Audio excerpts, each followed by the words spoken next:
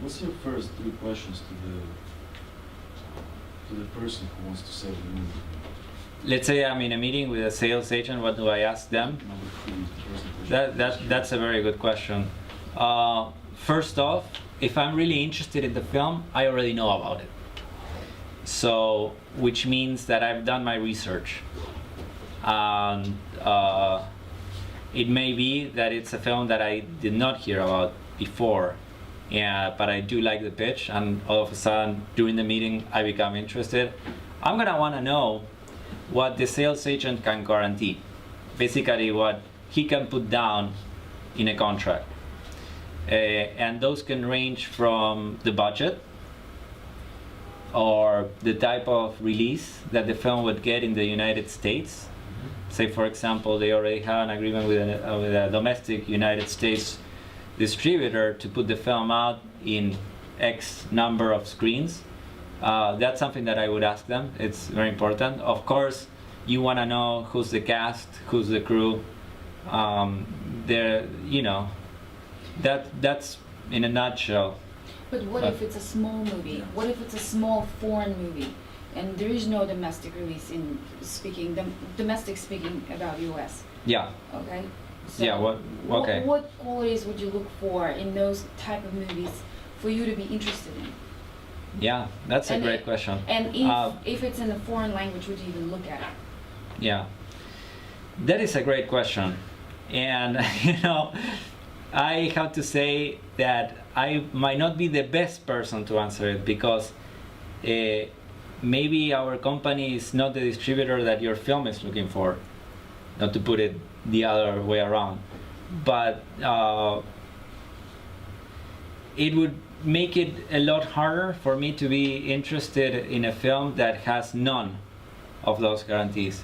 But of course, if it doesn't, then my question would be, what's the film made for? And the example would be Minuscule. Minuscule is a film that it's not going to come out in the United States in theaters. And it's a foreign. And it's a foreign film. It's made in France. But it is animation. It's called Minuscule, the one that I just showed with the plush toys and the insects. But it is an animation, so. And it's an animation. It's an animation.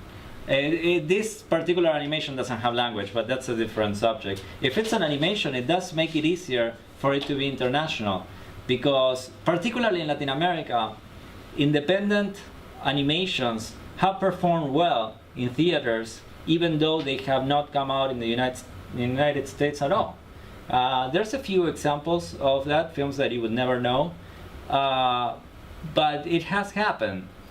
And so that's the type of product that we might be interested in if it doesn't have any sort of domestic United States guarantee or any form of known cast. Another way would be to have a good concept. For example, there's this film about a woman that is left on that goes to Mexico to go see sharks, like those people that dive with the sharks, and then the cage becomes detached from the boat, and she's all of a sudden at the bottom of the sea surrounded by sharks and only has so much time to get to the surface before, so she has to go out of the cage into the shark water and up. And so it's a concept, horror, genre, that sort of thing works well. If you come to me with a drama that has no known cast and it's in a foreign language, it's gonna be very difficult for me to pick it up. And I'm not saying that it doesn't have a life, it's just of lesser commercial value. So expect less in terms of a license fee. You will have to compromise somewhere. If you've made a foreign language drama, I would think that you have made it to put it out there and to have people, maybe making money wasn't your motivation in making this film, and that's commendable, that's okay. It's just gonna have a harder time with the international distribution business, because drama, it's difficult, at least in Latin America, I can tell you that's for sure. But yeah. But what if the movie is shot overseas, but it is in English? It's made by foreign filmmakers. Yeah, that's okay. That doesn't, you know, that could be helpful. You know, even if it's for Latin America, for example, it being in the English language as the original language is already. You know, people look at Hollywood when, you know, in terms of like the audience at large. So, you know, having the film shot in English is gonna be helpful. Do you care what budget of the movie is? Yeah, sometimes I do. Because what is the minuscule budget? the minuscule budget is sizable. It's sizable. I can't quote it from memory, but they have put a good amount of money. It wasn't cheap. Yeah. What if it's a small budget movie? Would you even look at it? Define small budget movie. I don't know. A lot of the times, filmmakers that just begin, they only have hundreds of 100,000, 200,000. 50, 100, 200,000. Yeah. And your question is, Would you even look at it? would I look at it? Yeah. No, your question isn't if it would have a life in the international distribution market. All right. Yeah. Is it sellable? I don't to know that people because like you?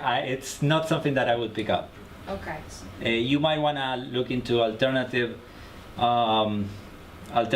distribution channels, like do-it-yourself digital channels or sales agents that represent that kind of product.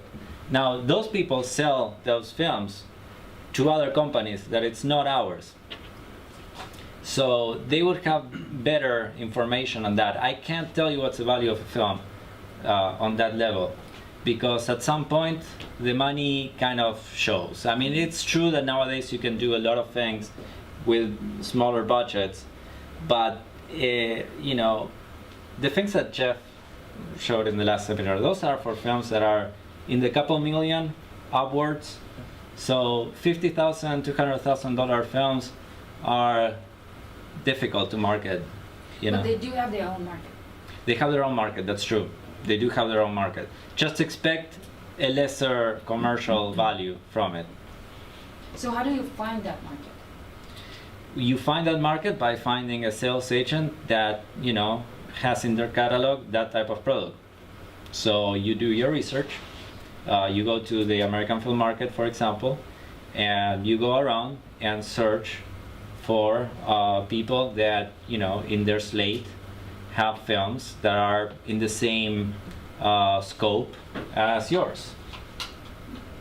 I have And a question. Yeah. What kind of genre is selling more to Latin America region? well, there's a few, but horror does particularly well in theaters, not so much in TV, for example. Action movies, like the legacy cast members like Jean-Claude Van Damme, still big in Latin America, you know. What about comedies?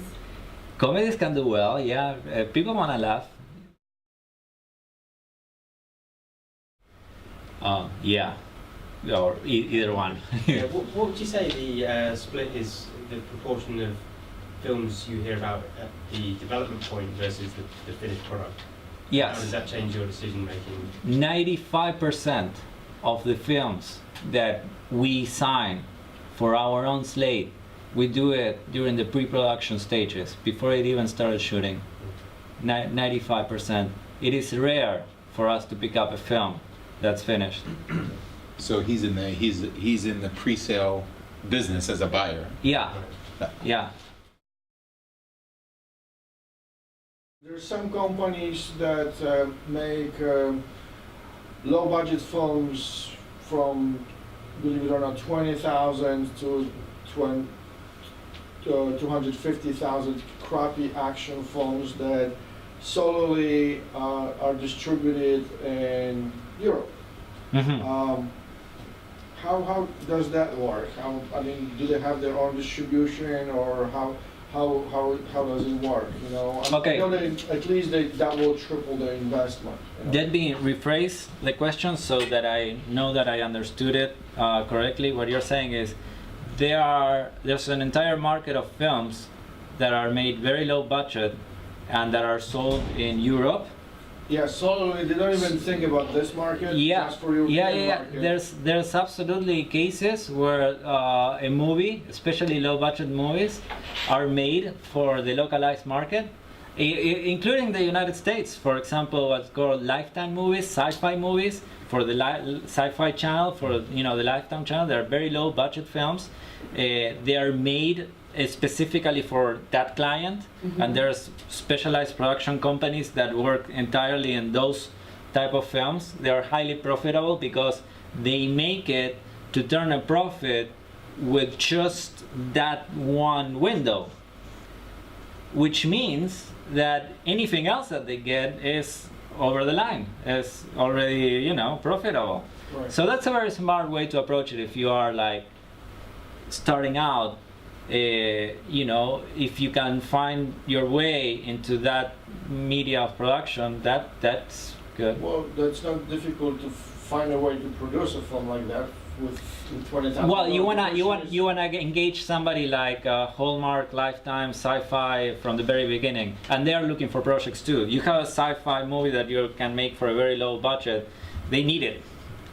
So it's not the distributor. I'm talking directly to who? Well, Sells.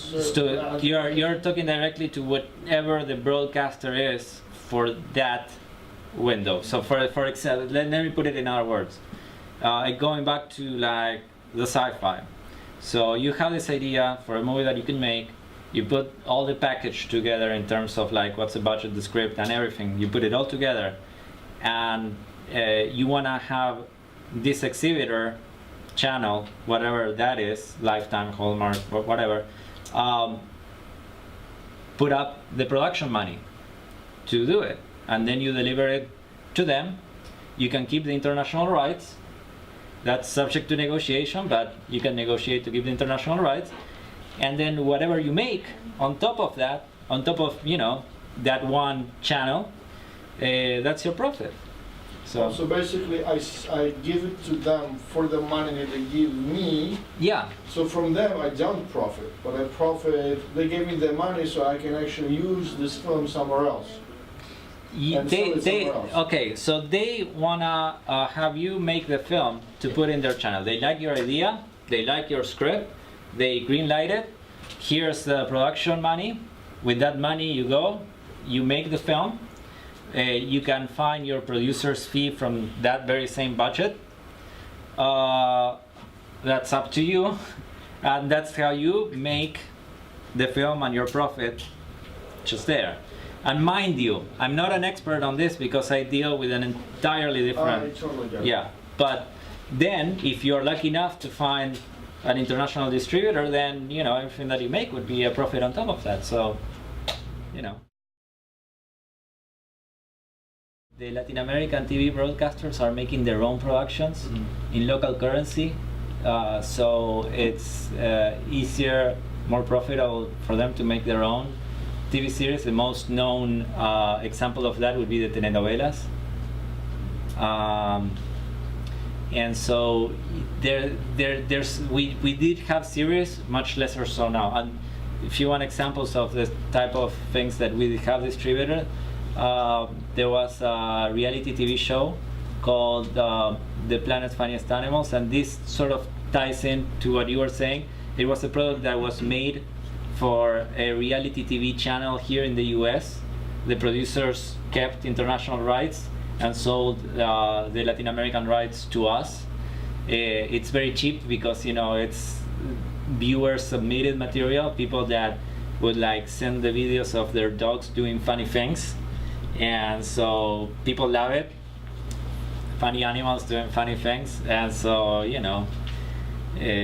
that's one example. Also, there was this series called Camelot, a period piece, that did pretty well too.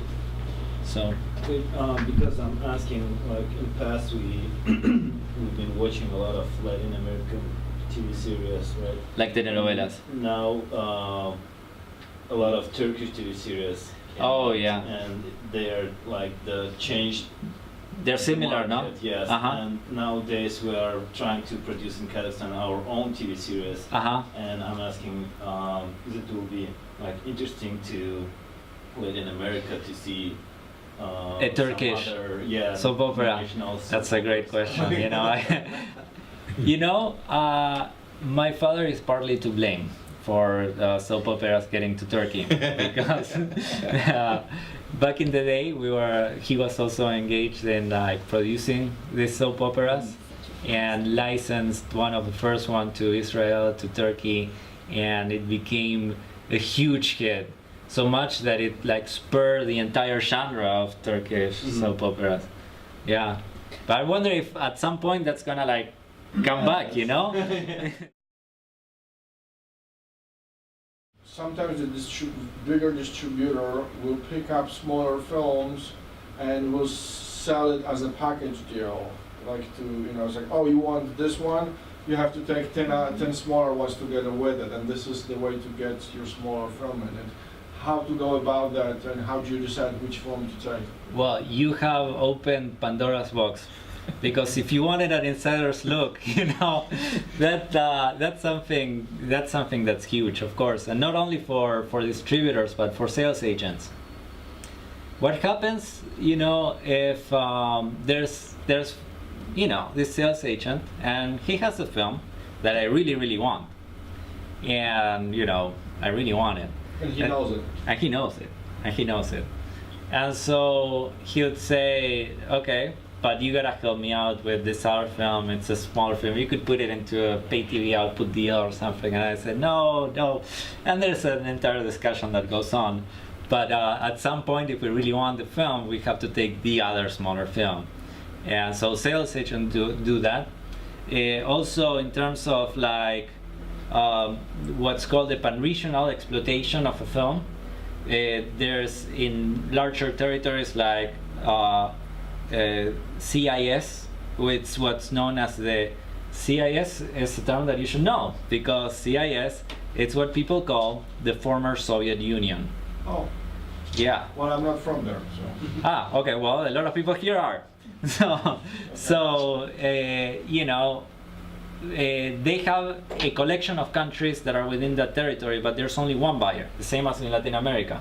Latin America, 20-something countries, but there's only like one buyer.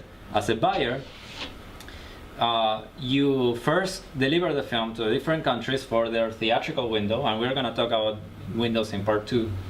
But then, at some point, it goes into pay TV, which is cable television. And that usually is pan-regional, which means it transmits through the entire territory. And those people have a larger appetite for films at different levels. So it's common to do like package deals with pay television channels because they need all that product. And that's where the film that I had to take, because I wanted the bigger film, they will take it too. But they will, you know, they have they have a good exploitation of it too. They have a place for it. Since you said it, do you know if there's only I'm from Poland. Is there only one buyer for Poland as well? Is there only one buyer for Poland? No.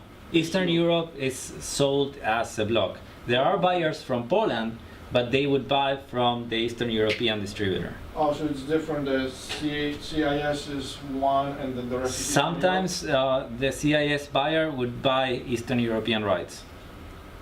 Okay. And then sell it to an Eastern European distributor or to different countries. Yeah. Yes. So if you're in script development at the moment and your kind of your goal is to really make money on your movie, would you advise maybe to try and get a Latin theme in there or a Latin star? Would that heighten it? Or Are you making it for the Latin American market? It's kind of a mass appeal sort of comedy, but you know, I have a couple of like nationalities in there, but none Latin American. So I thought that now seems like a really that's a great idea. I mean, would sure. it kind of would it make it more attractive to distributors and sales agents, or would they not really look at that? Well, let's say, for example, would it make it more attractive to me? It would have to be somebody that's known in the entire Latin America, not just like in 1 or 2 countries. Yeah, but that would definitely kind of, you know, give you more of an appetite for the movie if you Sure. had something like that. Of course. Okay. But you also mentioned that some of the B stars now, that in US are not exactly like huge stars, are really popular somewhere, let's say in some territory Yeah. of Latin America. Yeah. So they're actually reachable here. There was a time when there was a formula that worked in a certain way, and certain of those stars, both internationally and because what they could get for that product in the US, you know, they commanded a very large fee. So I think what's changed in the U.S. perspective in particular, and I think in depending on the star, which certain territories they're still very strong, others maybe they're less strong now. But in the U.S., for example, you used to be able to get a star like that, and the pay TV values were huge. Right. And this has been challenged now because, like you said, you know, in here at least in the U.S., they're not as popular. So suddenly you see part of that value go away, and the same thing internationally. So when you pool those values all together, you come to a number, and that's kind of the opportunity. And if you can't make the movie within that number, after distribution fees, after all those things to make it make sense, then it's not going to make sense. Or the stars are going to take less and still make the movie. And it could be part of your financing, because if you have a smaller budget in general, and if you get a cast like that, and you very specifically target certain territories, then that could be part of your financing. Sure. I had clients before that would make like movies for HBO. Uh-huh. And they would get a license fee for the US only, and they would keep the international rights. And they would have a cast structure where they only needed one actor name to make the US deal. Everything else that they held for the other roles, they would strategically look at where they thought they could get the most TV value, and like you were saying, they would cast, you know, someone who could do an English-speaking role but was popular in Germany, for example. So it was a very deliberate strategy, and it generally works. Yeah. That's kind of very creative, thoughtful ways of approaching how to add value to your film. I've been in the films that, you know, like Danny Trejo was for 1 minute, you know what I'm saying? Yeah. And they use his name for advertising. All and advertising, so yeah. on. And he just showed on TV anyway, you know, so Yeah. he wasn't even there. And I so know. on. So how much, I know that, you know, He you spoke said earlier of that yeah. it's, you know, that they look at how many lines they have, how, I was thinking like creatively to get the person like for 2 days and shoot all the scenes in that time and spread it throughout the movie. But percentage-wise, what would you think is wise to do it so I can feel good about using his name to advertise? It's same thing with, you know, you will look at me not like, oh, you're full, he's not enough in the movie, you know. Do you know what I mean? Yeah. 2 things.